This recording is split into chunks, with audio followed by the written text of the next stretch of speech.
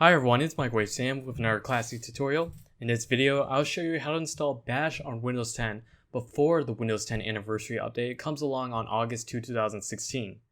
On March 30, 2016, Microsoft announced a major update that would allow users to run Bash on Windows 10 natively. I've always used a program called Cygwin for my Unix terminal on Windows because Windows never really had a Unix terminal like Mac and Linux. Here are the table of contents of the video. These are the steps that I will take to get Bash on Windows 10.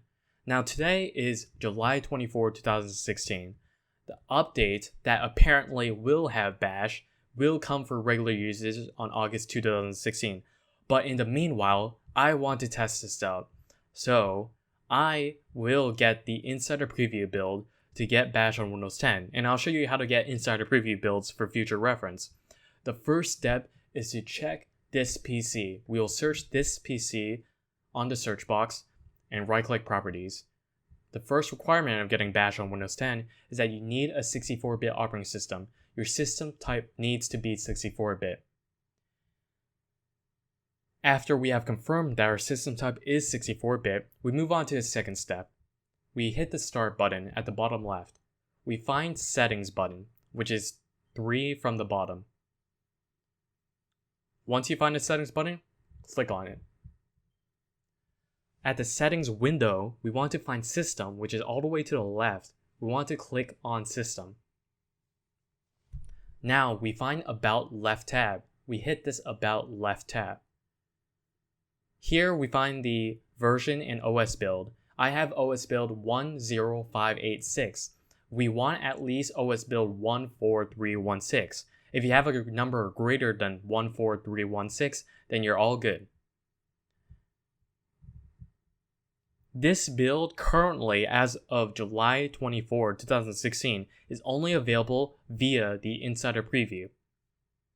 To get signed up for the Insider Preview, you have to go open up a browser and search for insider.windows.com. I'll leave a link in the description. Now we have to sign in to our existing Microsoft account. If you don't have a Microsoft account already, you can make one, but I will sign into my Microsoft account right now. By the time this video actually gets viewed, the preview build, which is 14356, I think, will probably be available to everyone, so you can skip these insider build steps. You can check here on this purple link to see how to use the Windows Insider Preview. Here are the text instructions of getting the latest Insider builds, but I'll show you in the video how to get it anyways. The next step is we search for Advanced Update Settings. We find Advanced Windows Update Settings, and we just click on it. Once we have this window open, we go below Get Insider Preview. The first time you enable Insider Preview builds, you'll have to restart your computer. You will see something that says Enable Insider Preview Build. I've already clicked on it, so I've already restarted my computer. And after you enable and restart your computer, you can check your Insider level. You can drag the blue cursor all the way to the right so that you can be on the Fast Insider level to get the latest Insider builds. This is only required now because the Windows 10 anniversary update is not available to everyone yet. They're still debugging, they're still testing. We can X out of that window. We will search for updates and find the Check for Updates button. We'll click on Check for Updates. Once this window is open, the first thing that we do is we click on the left tab that says For Developers. Once we click on For Developers, typically the button is set on Side Load Apps. We want it to be on developer mode, so make sure the developer mode circle is filled up.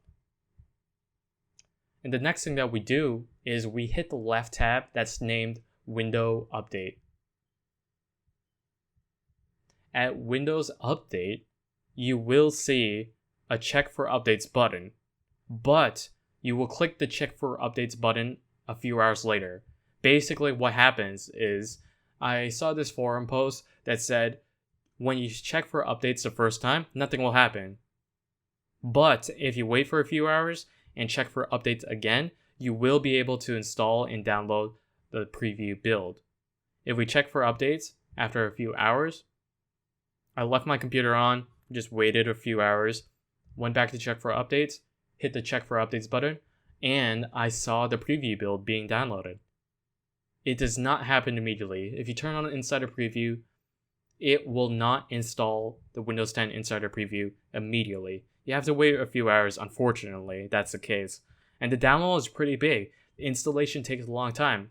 Once the download is finished, you can restart now. But no, this will take a while. So only restart now and install the Windows 10 Preview if you have a lot of time on your hands. If you need your laptop for something else, then it's not advised.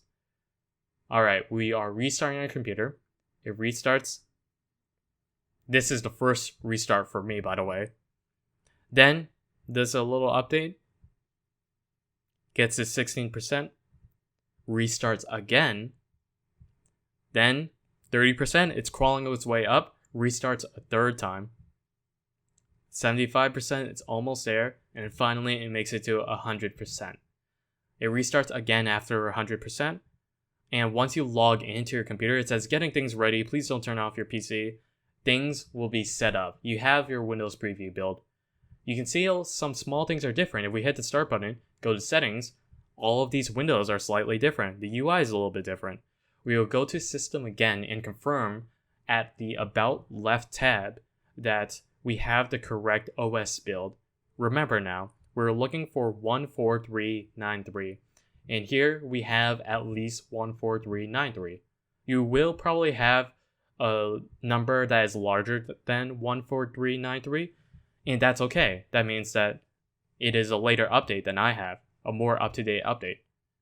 Next step is we search for Control Panel, we find Programs, we click on Programs, and we find Turn Windows Features on or off. We scroll all the way down until we find the Windows subsystem for Linux. This is how you get Bash on Windows 10. You make sure that's checked off and hit OK. And it will set up the Linux subsystem on Windows. How Bash works on Windows 10 is that a Linux subsystem and Ubuntu Linux subsystem is installed and Bash is used via Ubuntu. You will have to restart again for this step. So I just hit the restart now button. After restarting, we can search for Bash on the Windows search. Bash, B-A-S-H. After we open it up, it will say, do you wish to continue? And I type Y and hit enter to continue. Now it will download from the Windows Store Bash, and it will put Bash on the Linux subsystem. I'm going to right-click Properties on my terminal window and enlarge it so that you can see what it reads.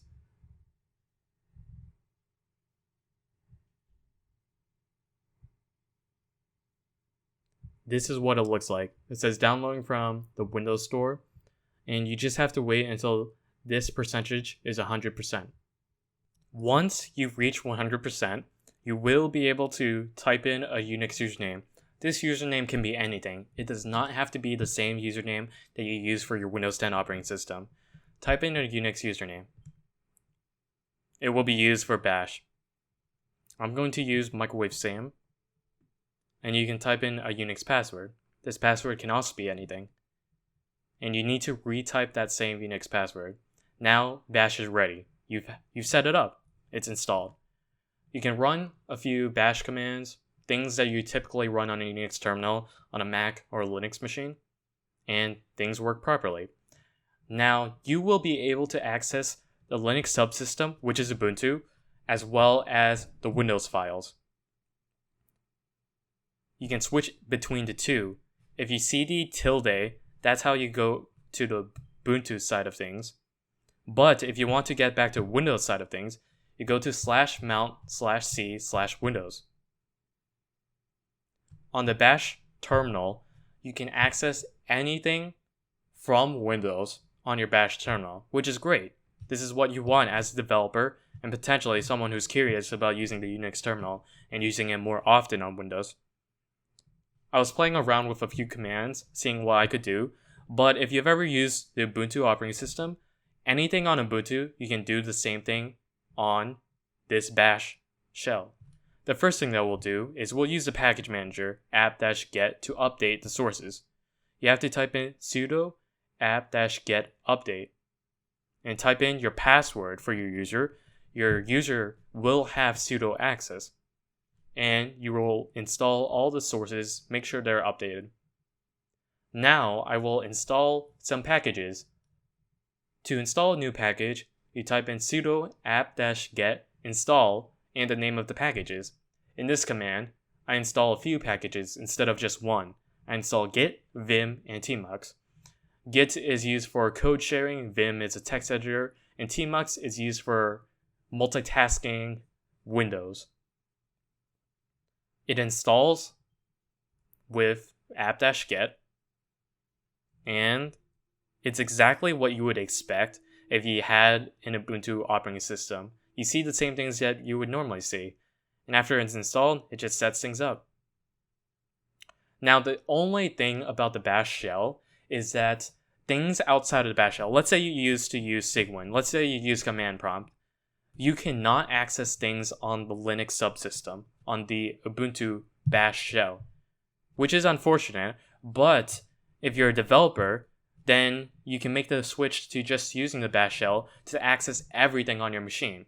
Basically, how things work is there's Windows 10, then there's the Linux subsystem, which is Ubuntu, then the bash shell is on the Linux subsystem. That's how it works. I test a few commands. I cd to my desktop, my Windows side of things, and use the touch command to create an empty text file called hello-world.txt. This is to demonstrate that on the bash shell, you can still interact with anything on Windows. If you have any binaries, any executables on the Windows side of things, you can run them on bash. That's all there is to the bash shell. Thanks for watching, everyone.